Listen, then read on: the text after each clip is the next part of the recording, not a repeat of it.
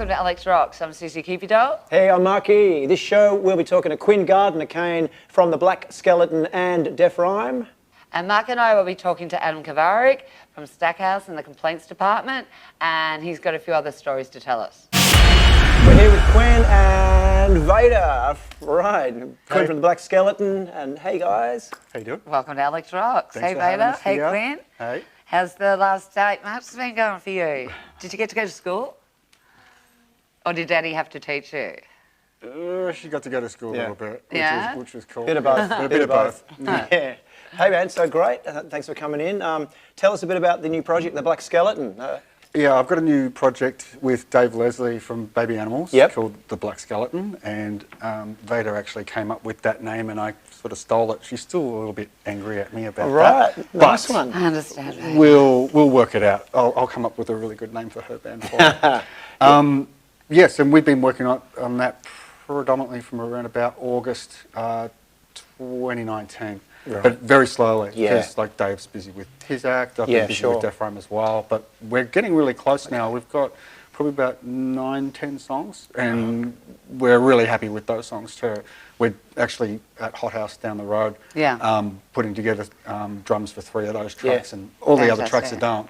They're all finished. It's just the drums that had been having problems getting the right sounds and whatnot. That's happening. That's happening right now. Right now. Quinn's rushed in from Hot House, great studio. Hi, Craig. And so nice one. Thanks for taking time out to come in and talk to us. Check this out. This is awesome.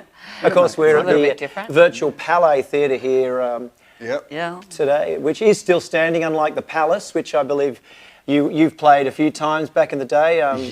Bit of crowd surfing at the Palais. This is the Palais, amongst other venues, including the Great Espy. Espy, it'd be good to get back into there as soon as possible as well. Look, bringing back live music anywhere, we'd be happy. Yeah, well, baby steps. We're moving towards it. I think slowly. So. We're a resilient bunch, us rockers. I know, right? What else would we do? Cockroach, like cockroach. So the songs that we've been working on, we're really happy with them. They're really all of them are really quite personal. When you say personal, Quinn, like I've had a few artists and they've been, some of them are happy in their personal life. Some of them have seen the way that society's been reacting to things over the last year or however long we've been going through this. Where's your energy coming from, songwriting wise? Okay, so Defryme's all about stories, and they're made up stories predominantly. Some of them are true, most of them aren't. And they're fiction. Whereas these songs, all the lyrics I've written for these songs, they're true. Yeah. And that's quite difficult to do that. Yeah, it has been difficult in a way, but in another way, I really feel like I'd kind of put music on the back burner a lot. Yeah. And then I was inspired, and I wrote about those inspirations, and I'm very connected, especially lyrically, to these songs. They're really important to me. And every time Dave's given me some new music to work with, or vice versa, I've given him some lyrics and melodies to work with. We've both been very aware of like how personal these songs are to both of us. But that is great, because that's where the deepest and the best songs come from. Well, it's autobiographical, and I've never really done that before. Well, it's a very brave thing. Cool about doing it too. I really and it's like also to be able to expose yourself in that way. I just hope people like that honesty. The stuff, well, that doesn't matter. Well, that doesn't matter. They will. But it doesn't matter. But they will. But it doesn't matter. But it's honest. I hope they will, so they'll come and see a show, because we want to play shows with this stuff, like real bad. Well, look, we think it'll go over quite well. I think if you're honest with your songwriting and your lyrics, people will connect. Well, we'll see. Well, that's how the mind works, the soul and the. It works, doesn't it? You connect to if you relate to lyrics, and it's I mean everyone can relate to throwaway lyrics just because it's party time, but when you're actually when there's some deep subject matter there that you can relate to, people really connect, and I think that's when it means so much more, and it has more longevity, and and you can live with it yourself too. I think Yeah, it's a brave and wonderful Yeah. thing, but that's what the artist's role is. Yeah. Well, I know you've heard a couple of our songs. Yes, and Ledge and Out of Our Minds. Well, Out of Our Minds was the very first thing that actually it was the second thing that I worked on with Dave. The first thing he gave me, I really liked it, and I went to his place and I said, look, I'll bash the vocal out for you. I go, it's kind of odd for me to be doing that because I've never really done covers either, like been in a cover band. I know a lot of people do that, and that's all great. But it was never something that I could really. I have a really bad memory, and when it comes to other people's lyrics and being on stage and singing other people's stuff, I've tried it, and I find that really a difficult thing to do. Yeah. So essentially what I was doing was I was covering a song that he wrote. He wrote the lyrics and the melody, and I actually said, look, I'm going to find this kind of difficult and whatnot. I go, maybe play me some other stuff that you've been working on just to, get me loose, and I'll have a listen. And he played me the music for Out of Our Minds, which was called Dreamcatcher at that point. It had no lyrics, no melody, nothing. And I went, can you play the start of that again? And he played it again. And I went, okay, cool. And it kind of sounds a little, Leonard Cohen, T-Bone. That's kind of what I got from it. And I said, look, I want to take that home. I think I've got a really good idea for this. And then we did the track that, of course, that I went there to start with, and then I've taken this track home and I've listened to it, and I've talked to my girl and I've said, look, I think I know what I really want to say here. I go, have a listen to this, and I did. She goes, you got to record that and you got to send it to him now, right? Okay. So I've done that. And essentially the lyrics and the melody are exactly what I did, and I sent it to him that night, which was on a Saturday night before Father's Day. And the next day at the end of the day, I didn't hear from him, nothing. And the next day at the end of the day, he got back to me, he goes, I haven't been able to stop listening to that all day long. He goes, I never knew it could be like that. So I got this massive zap up the back, those chills and stuff I think like I just that. got a few. Got a little bit, yeah. And I thought, I thought to myself, he's the guy I thought he was. Yeah. He's the guy I've been looking for to write songs like this with pretty much my whole life. Well, it's amazing what can come out of situations. Yeah, and of course we don't butt heads, but there'll be little things like a drum fill, and I'll go, we don't mind butting heads. I don't like that drum fill. It kind of halts stuff, and he goes, yeah, but I get to do this, and I go, yeah, but I get to go. New clip, check it out. Yeah, this is Out of Our Minds by the Black Skeleton. Get it in you. All right.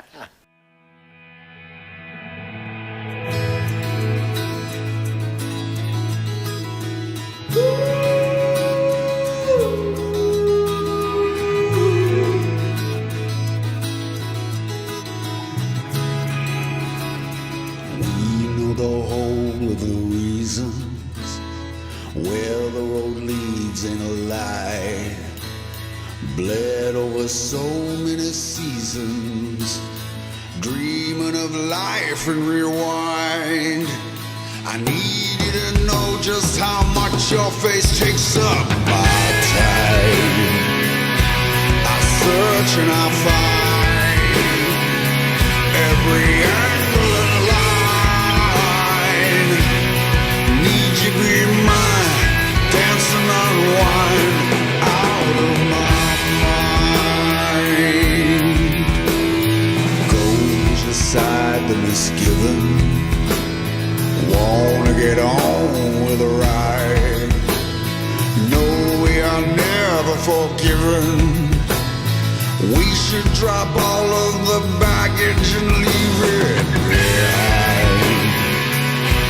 We'll search and then find, for a moment be blind, not see the outside, in we reside, out of our minds.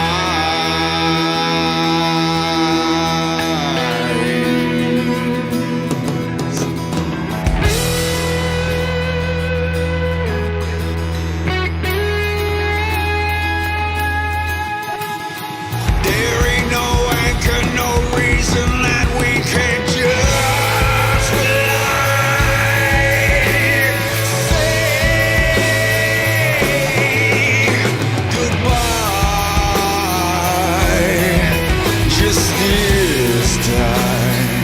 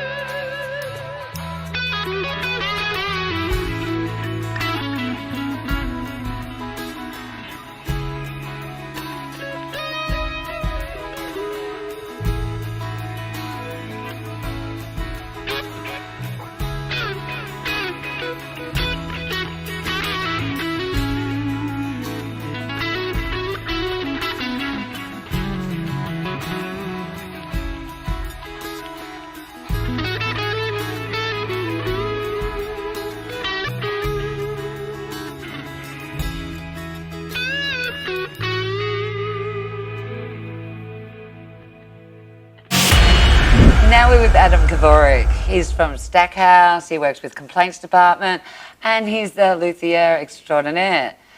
Right now we're going to catch up about your early career and, you know, we've been working together for a few years with your various bands. Yep. But what drew you to the six string? Well, as a kid, I always messed around with guitars. I've had multiple bands. And over the years, developed the songwriting, better bands, better songs, better direction. You're not being mean to anyone by that, I hope. Well, no, it's all part of the process. It's all rock and roll. Yeah. I don't talk to anyone anyway anymore. He does. But you are still working on projects with Stackhouse. Absolutely. And we're going to check out a clip a bit later. Sure. Yeah. Yeah, But one of the things I find interesting, you know, is your cigar box. So, Mark... I've seen it. Have you seen his cigar? Very impressive. Have you seen? Very. I've seen. I think I've seen a couple of your cigar boxes, Adam. With the guitar neck on it. Yes. Yes. Yeah. Yes. And they always sound amazing. Yeah. Very cool. I remember the first time I saw a Stackhouse play. Yeah, it was entrancing. Great sound. Just very unique. Yeah, I think. Thank you. Yeah, I think you were probably the first cigar box player, guitar player I'd actually seen, like up close, really checking it out. Like, yeah, it was... Well, you know, Stackhouse is probably the first all cigar box guitar band in Australia. Yeah. And possibly the world, because originally it was just a solo kind of artist instrument. I didn't know about any band that had every guitar. Can you actually explain to Very people unique. what a cigar box guitar is? So we're taking all Well, this for granted, but... Hang on, where is it? Could we have the cigar box? We need to... Can sort of Social Cat play... to illustrate this, practically bring it on. Here we go. Buffer or fluffer? All right, here we go. Yeah, look, they're... Cigar box. Oh, that's right. I got it. Cheers. Here we go. That is what you call a cigar box guitar. So that is, you know, retailed with cigars in it. Basically, they're recycled instruments. That's what they are. They're all recycled materials. Look at that. That's beautiful. It is, isn't it? Look at the quality. That is fantastic. And you create these? Keys. Yeah, I make these. It's all about recycling. The wood. This is 3 strings. Look at that. This is a Yeah. it's a Fantastic. 3-string Fantastic. instrument. Wow. I love the strap. Usually with good hardware, so that it sounds great. You know, this one's got Look just at a the skeleton bridge. key for a bridge. Can we see, look at the key bridge. Look at this. Fantastic. You know, they're just leftover bits from wherever I find them in bit like markets us. and things like that. Yeah. It all started out, it's 10 years actually, 2011 I started, and I built my first oil can guitar Oh, out wow. of a engine oil can. Excellent. Oil. Oh, I can imagine that And the it's beautiful. tone it would have. Yeah. It set the precedence for me. And I thought, well, this is very interesting. It was just a project. And over the time I started building guitars, different recycled things, hubcaps, toilet seats, yeah, all sorts of things, experimenting with how I could possibly make some unique guitars. And a friend of mine, Brian Colchin, who was in Stackhouse in the early days, he came around one day and said, "What the hell are these instruments you're making?" And I said, "Oh, look, you know, I'm just thinking of different ways to be able to make music without making music. Yeah. And he said, "You should put a band together with this." And I said, "Well, if you're in it, I'll do it." Yeah. And he called in Venom. And from my previous band, I called in Jake Ellis. And we had a rehearsal with, I think I only had about 4 or 5 songs at that time. But once I knew everyone was interested, I spent the next 2 months writing material, and within 2 weeks we were in the studio and recorded our first album. Yeah. Right. On the spot, not even a rehearsal. And I believe I have an album here. Yeah, yeah. Well, look, I, as I said, I love seeing you guys live. There is. There it is. that's the second album. Second Jack album. the Dancer And the first album. is just Stackhouse. Yeah, and you can get there. You can look at the credits to find out where to buy these Bandcamp. albums. Yeah. Yeah. Yeah. I can And send you a hard copy. are these for sale? Do you? I've sold a lot. Yeah. I custom build. Yeah. So if Mark wants a toilet seat, you'll build him one. I will. Yeah, there you go. Yeah, I'd like the semi-acoustic toilet seat, please. And my favourite Does it need a song, pickup, my sweetie? favourite song, just like me. That's my favourite. I love that song. It's got the best lyrics. Damn, it's to the point. Yeah. Love it. Gee, yeah, you got 12 tracks. Yeah, There is a third album recorded, Jack the Dancer, Well, that's- second album, yeah. third album which hasn't recorded. been released. Okay. That's coming out, and we'll definitely be highlighting that on Alex Rocks when you do. It's been Free recorded that for a upon the while, world. but Okay. we want to bring that one out on vinyl, and I was going to ask. Attaboy. Fantastic. and then all the shit hit the fan. So we thought, well, let's just sit on it until we get back to normality, and then we'll bring out What was that the third word album. you just used? No melody. A third album, I think. Vinyl. That was the word. Vinyl. Vinyl. Yeah. There's some vinyl there. So yeah, we've got one in the bag ready to go. Very it's cool. A really cool That's album. what she said. Yeah. Very cool. Yeah. Well, it would be amazing to have Stackhouse, come and perform here. We are now It's going. got- yeah, We've just started right. going live. Last week we had our first live performance here with Steve Lucas and a band, Melbourne band, Empirical Prey. Yep. Looking forward to, if Yeah. you guys would be to honour us Absolutely. with a Stackhouse performance, soon. Happy to do you know. the album launch. Well, that'd be Well, great. you We've know. already got something discussed at George Lane. Yeah, we don't have an audience yet, but we're working. We on it. love George Lane. Well, that's just so you'll be on the other They're side of next this door wall. neighbours. You'll be there. So We'll be able to hear you from in here. you can run in and out. I will. Play a set here, play a set there. It'll be fine. That's all done, is it? Tentatively March. Yeah. Wow. Very They're right. to come back to me with a date, but Next week. yeah, they. Yeah. I believed you for a Well, second. no, fantastic. Fantastic. All right, well, let's check out this clip. This is Stackhouse, Out of My Head.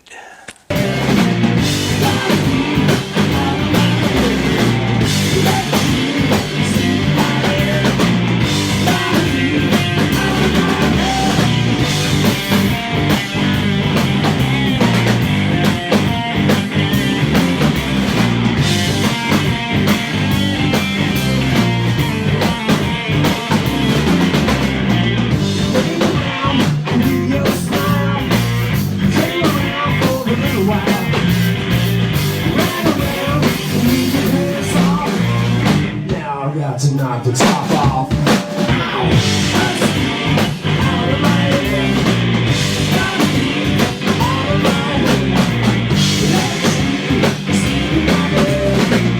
Gotta be out of my head.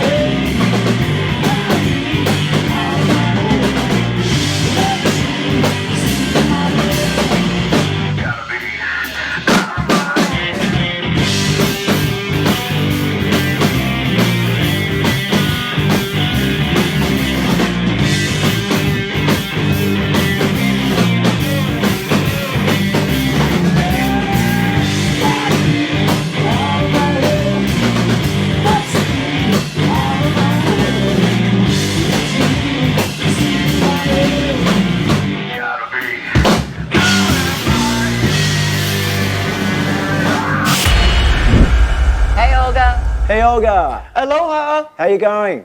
I'm great, just checking out the pyramids in Egypt. Wow, okay, I thought you were coming back to Melbourne. Oh, we might be coming back next week, or stay tuned. Okay, so Next week. do you have any idea what might be happening here next week? Okay, so next week we have the Witching Hour, Ash Davey and the Complaints Department, plus a lot more. Alex rocks. Alex rocks, rock on sister, and stay safe and come home.